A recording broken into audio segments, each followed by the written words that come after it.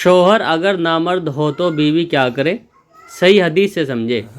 बहुत बार ऐसा होता है कि मर्द शादी के लायक नहीं होता, उसमें हम स्त्री की ताकत नहीं होती और वो शर्मिंदगी की वजह से ये बात अपने घर वालों को भी नहीं बता पाता और डॉक्टर से भी अपना ठीक तरह से इलाज नहीं करवा पाता और घर वाले उसका निकाह किसी लड़की से करवा देते हैं और शादी के बाद उस लड़की को पता चलता है शौहर तो नामर्द है।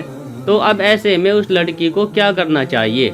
अगर शौहर नामर्द हो तो बीवी को चाहिए कि अपने शौहर का साथ दे, सब्र करे और अपने शौहर का इलाज वगैरह करवाए और सब्र के साथ काम ले।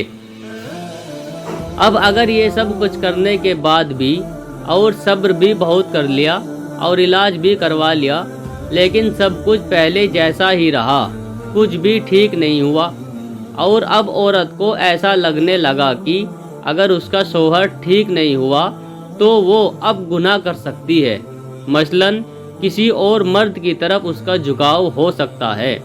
इसलिए ऐसी सूरत में वो औरत अपने शौहर से तलाक ले सकती है और जहाँ चाहे निकाह कर सकती है। शौहर तलाक ना दे तो क्या करे?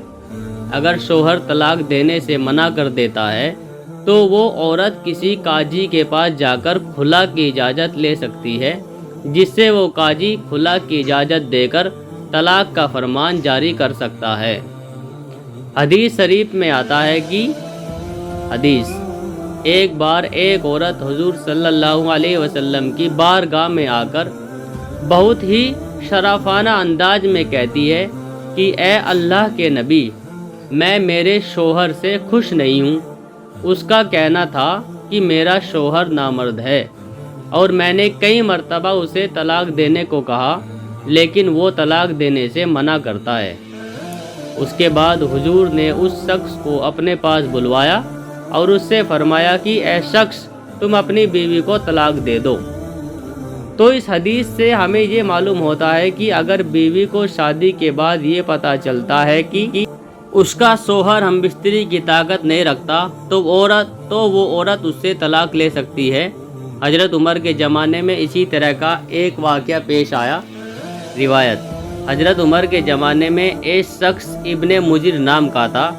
उसने एक औरत से निकाह किया, लेकिन इब्ने मुजिर नामर्द था, यानी कि उसमें हम बिस्तरी की ताकत नहीं थी।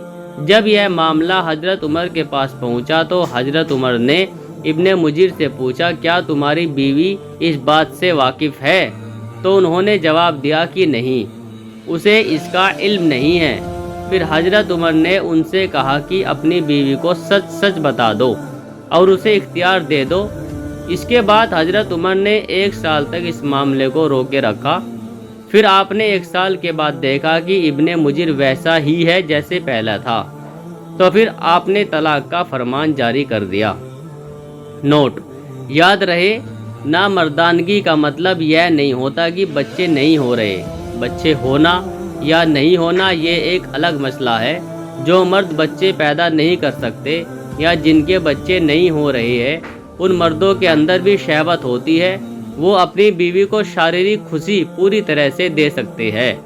नामर्दानगी वो है कि मर्द के अंदर शहवत बिल्कुल भी ना हो, यानी सेक्स की ख्वाहिश ही ना हो, अपनी बीवी के पास जाता ही ना हो और आगे भी कोई ऐसी सूरत नहीं कि वो ठीक हो जाए।